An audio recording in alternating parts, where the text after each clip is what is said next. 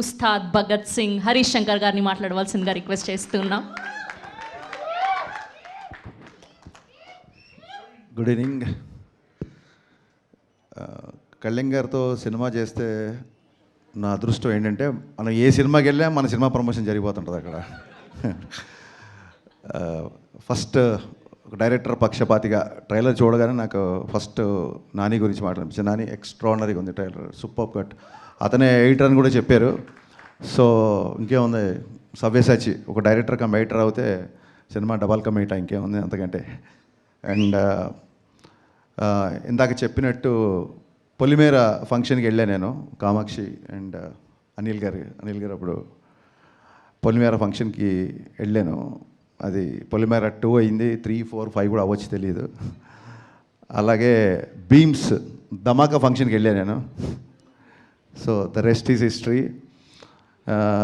నరేష్ గారితో అండ్ మా విజయ్ నాంది. సో అలాగే అదే ఆ రకంగానే చిట్టూరు సీన్ గారికి పవన్ గారికి కూడా అదే సెంటిమెంట్ వర్కౌట్ అవ్వాలని మనస్ఫూర్తిగా నమ్ముతూ ఈ సినిమా పొలిమేరలు దాటి ధమాకా సౌండ్ ఇవ్వాలని మనస్ఫూర్తిగా కోరుకుంటున్నా. చాలా మా విజయ్ చెప్పినట్టు చాలాసేపు మాట్లాడారు అందరూ. డైరెక్టర్ గారు ఆఫ్కోర్స్ ఫస్ట్ సినిమా ఎమోషన్ ఆయన, కామాక్షి గారు చాలాసేపు మాట్లాడారు, అలాగే మా డైరెక్టర్ గారు. నా ఆశ్చర్యం ఏంటంటే వీళ్ళందరూ కలిసి 2 గంటల సినిమా ఎలా తీశారని.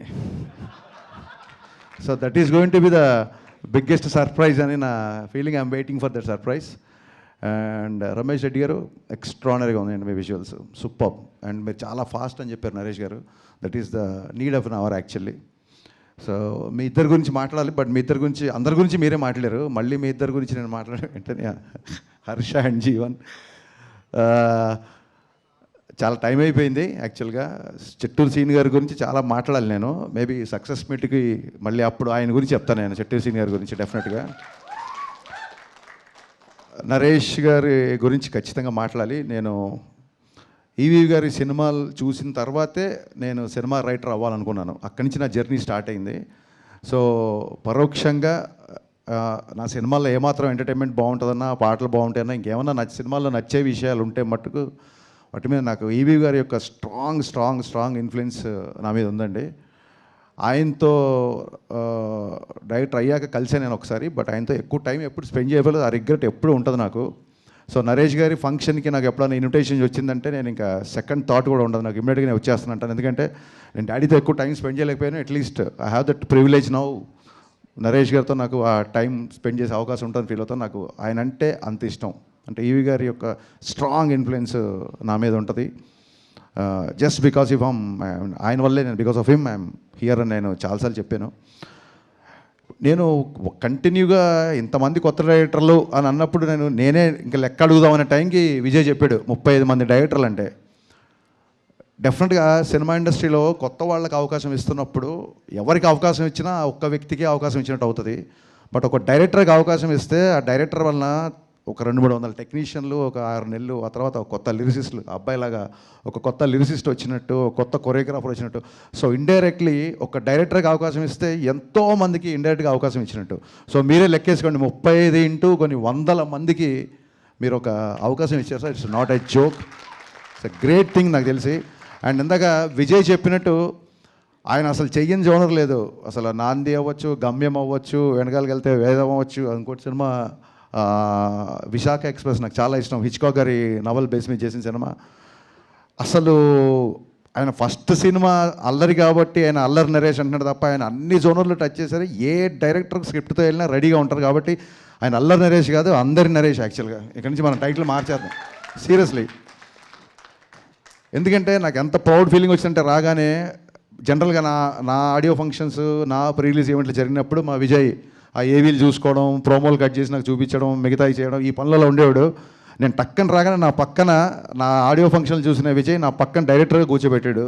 నరేష్ గారు మనస్ఫూర్తి ఇంకోసారి నేను థ్యాంక్స్ చెప్తానండి విజయ్ డైరెక్టర్ చేసినందుకు. నాకు ఫస్ట్ సినిమా అప్పుడు కూడా అంత టెన్షన్ క్రియేట్ అయింది నాకు. ఆ రోజు నాంది రిలీజ్ అవుతున్నప్పుడు విజయ్ గారు హిట్ కొట్టాలని.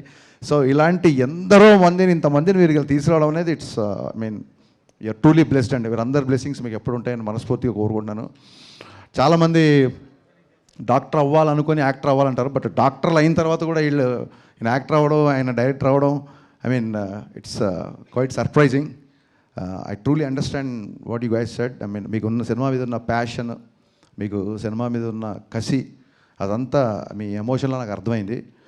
ఒక బుల్లెట్ ట్రైన్ లాగా దూసుకుపోతున్న బీమ్స్, ఒక బుల్లెట్ ట్రైన్లా దూసుకుపోతున్న బీమ్స్ ఈ రైల్వే కాలనీ దగ్గర ఆగి ఇక్కడ మీ అందరితో ట్రావెల్ చేసి దీనికి ఒక అద్భుతమైన మ్యూజిక్, మంచి పాటలు, మంచి బ్యాక్గ్రౌండ్ స్కోర్ ఇచ్చారని చెప్తున్నారు. ఒక డైరెక్టర్ ఎగ్జైట్ అవ్వకపోతే, ఒక రచయిత ఎగ్జైట్ అవ్వకపోతే అంతసేపు మాట్లాడండి బ్యాక్గ్రౌండ్ స్కోర్ గురించి. I'm truly looking forward for this film. ఇకపోతే నేను నా ఐబొమ్మ ఇన్సిడెంట్ తర్వాత ఫస్ట్ టైం నేను మీడియాని చూస్తున్నాను కాబట్టి ఖచ్చితంగా మనందరం సినిమా ఇండస్ట్రీ తరఫున చెప్పుకోవాలి.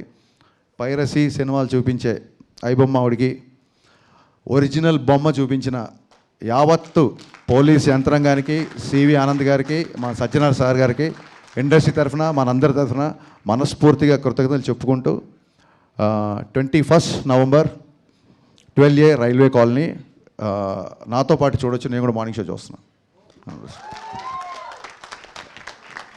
Thank you sir, thank you so much. అక్కడ ప్రామిస్ చేశారు కదా అప్డేట్ ఇస్తానని చెప్పి, please.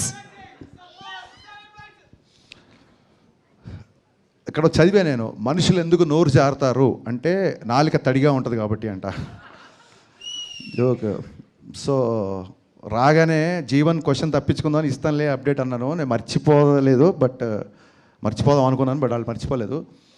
Yeah, Ustaad Bhagat Singh song డిసెంబర్లో ఉంటుంది. సాంగ్ డిసెంబర్లో రిలీజ్ చేస్తున్నాం. డేట్ అనేది కన్ఫర్మ్ చేసి చెప్తాను. Thank you.